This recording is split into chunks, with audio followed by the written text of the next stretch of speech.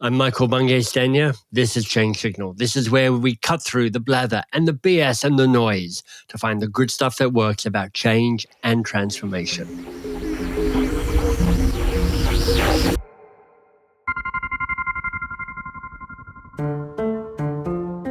If you lead change, you need to understand how humans work. And newsflash, they are messy, they are unpredictable, they are irrational, they are emotional. The positive emotions of curiosity, of excitement, of enthusiasm, those are change emotions. Those are the emotions that help us learn. They make us willing to try new things. The emotions of fear and anxiety and threat, those are do what we have already learned work emotions. Those are sort of get into this stance that you can defend yourself. That is cover your ass so that the boss can't fire you emotions.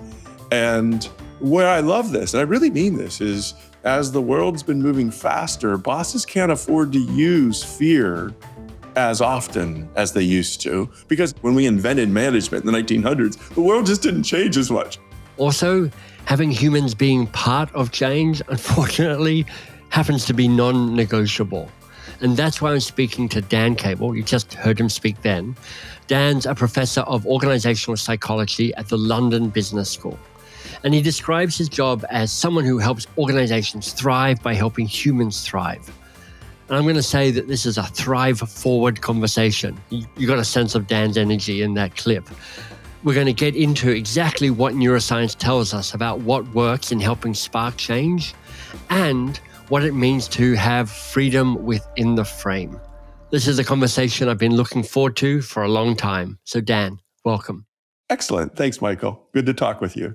What took you into the world of organizational psychology? Because I'll tell you where I stand on this. I think organizations are designed to strip humanity away from people. Like there's just a way that system operates that dehumanizes people or infantilizes people. So why fight this fight? I mean, it's you versus capitalism, Dan. I love it. If we do our jobs right, people like you and me, everybody wins. There's this thing that's happened, my optimism has been replenished, which is the faster the world changes, the more organizations need creativity and innovation, and they need employees to be more into commitment and less into compliance. Right. And this opens the door to positive psychology.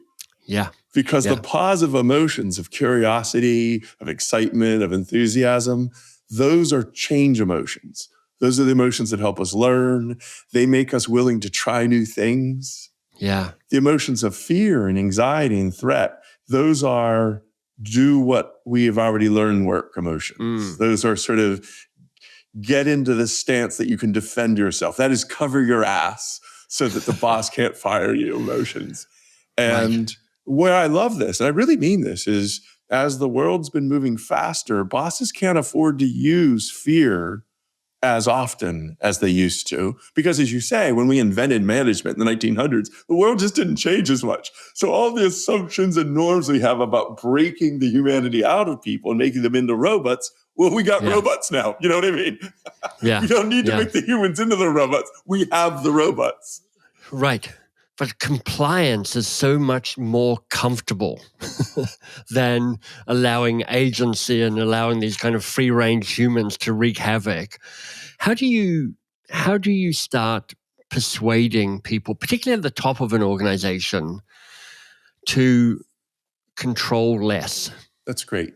One of the things that's been most effective for me, I'll give you both. I only have 2 tricks. I'm going to give you both right now, but we can unpack them for the whole time. Yeah. The first trick I have is the balance between the freedom and the frame.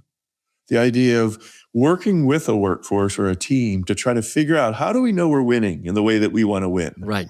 How do we judge a win? Like what do we think winning looks like? And then coming up with metrics. Those are controls. Yeah.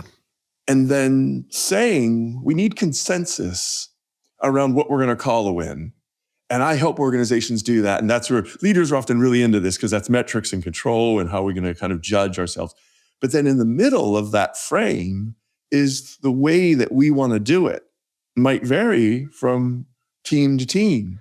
Right. it may be that from person to person, they have certain metrics that they need to make the job work, certain outputs they're getting paid for. Yeah. But the way that they create the outputs is their freedom.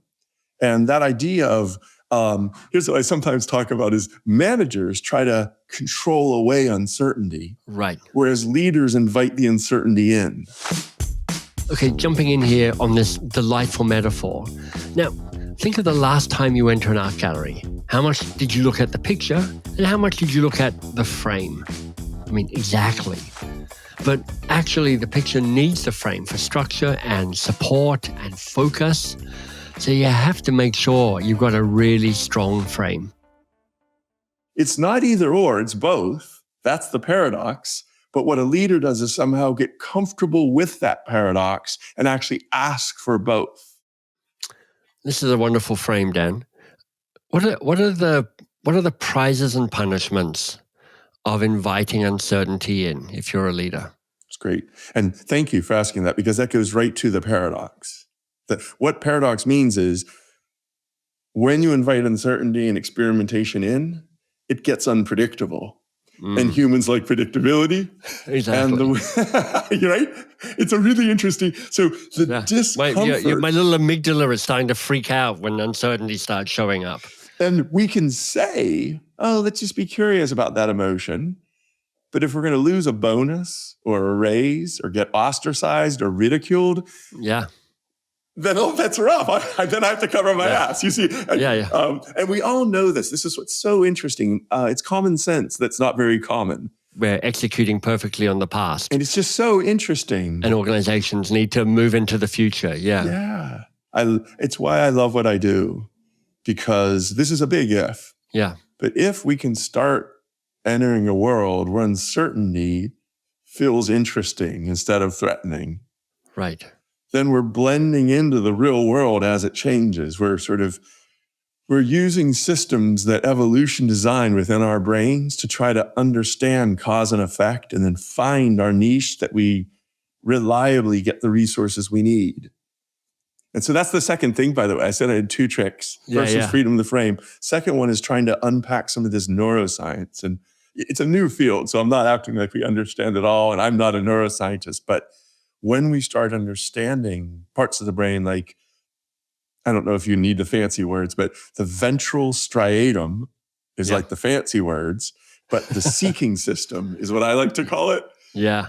There's a part of our brain that is pre-built to love this. It had to learn how to learn. Right. And it's doing that unconsciously if we let it. Children do it, you know what I mean? Yeah, of course. But I love what you said about we have constructed organizations that sort of beat the curiosity out of us. Stepping in here for just a moment, look, I reflect that often we are willing partners with organizations. We collude with them to opt out of curiosity. I mean, no curiosity, we think, that would mean no ambiguity, no uncertainty, no risk. I just need to follow the rails, follow the orders. I mean, if only that worked. But building change capacity means building capacity to be curious and to be able to sit in uncertainty and the unknown. Dan, how would you coach me to increase my capacity to sit with ambiguity and tension? Okay, there's a couple of thoughts. I think many, okay, I'll just speak for me. I'll kind of make fun of me a little bit. I was brought up in the 80s at a time where execution was king. Right. In fact, most of the best-selling books probably had the word execution in the title. That's true. And efficiency was king. Right. And leaders' job was to make people be efficient, to execute, which means do it my way, really efficient. And I would say there wasn't a lot of humility in leadership on average. There were humble leaders, but I would say on average, it was a lot of chest pounding, a lot of male energy, as they say. And I think one of the outcomes of that type of thinking or that mindset is a lack of listening and being open to the good ideas that are all around us if we listen and ask. Right. I think a second thing is all this energy that's out there now on psychological safety. Mm-hmm. I think there's almost nothing more valuable than people feeling as though they can take a risk or put out a wild idea or show something true about themselves without getting ostracized and ridiculed and maybe, fired. Yeah. Because they didn't act normal. Yeah. A mentor of mine years ago shared a great metaphor with me. She's like, Michael, the longer you can hold your breath and swim underwater, the more interesting a place it is that you finally pop up. And part of what I'm hearing in this and kind of projecting priority a bit around helping leaders become better at sitting with ambiguity is like they're holding their breath longer. They're slowing down the rush to close it down, make a decision, make it neat, tidy it up. But there's always that anxiety and that pressure to kind of act fast, act faster, move quickly, move fast and break things. That role of a leader to decide when the moment's right, where does that capacity come from? The part of that that's throwing me in a really delicious way is knowing when to act. Right. It has to do when the leader doesn't think of it like a formula, but thinks about their team and the stresses and uncertainties that team is under, and then thinking about each individual person and thinking, when can they handle the next step? And I don't think if there's anything else you'd say, I'd actually love to hear that. But like, how does a leader know when it's time to go? Well, here's my best guess, Dan. I think there's something powerful in being able to ask and answer what's at risk here. I've kind of fallen in love with the phrase, what are the prizes and punishments of this choice? And often we over-index on one of those two answers. We kind of get obsessed about all the risk and we tend to overweight it, or we tend to just get hooked into the amazing reward and we forget about what's at risk. And it feels to me that there's something interesting when there's been an understanding and a more nuance getting to, I think we're seeing the balance between risk and reward. And on balance, the reward is outweighing the risk. And so it's worth the experiment, because if it fails utterly, we know what price we'll pay for that. Yeah. And we're willing to pay that price for the potential upside. But here the word that you said that struck a chord for me was, you said play and experiment.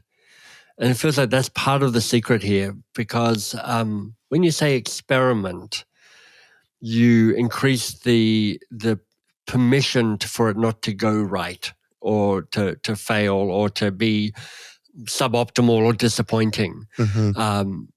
Rather than kind of going, I've finally made a decision and this is the right thing to do.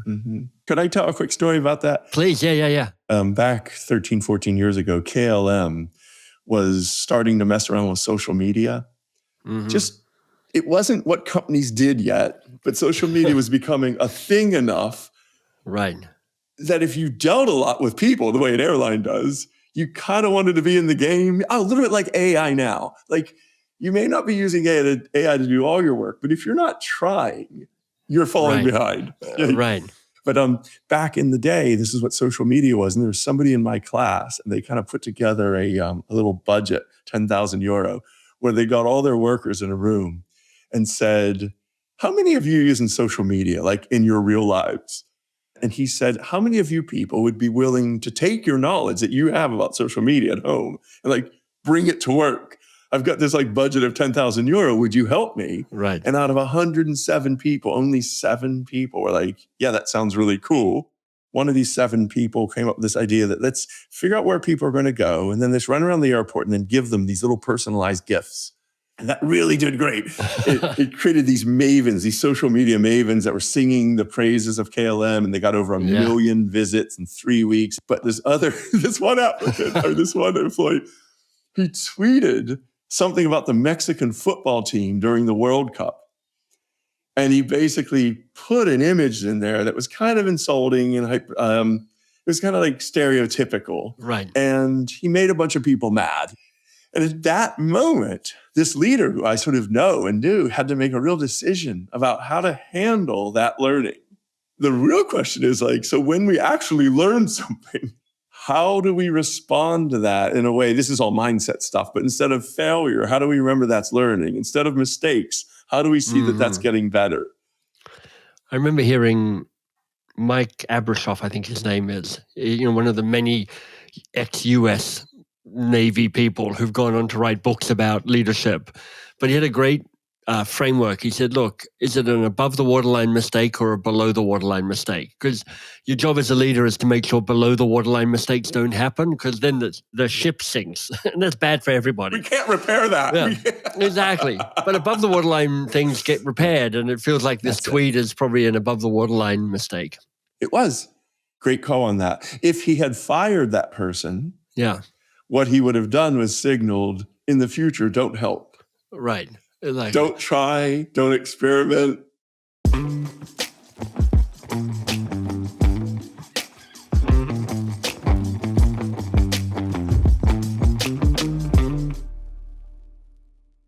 If you'd like to learn more about Dan's work, you want to head to dan-cable.com, dan-cable.com. That's where you're going to find his 3 books and also various other articles and resources.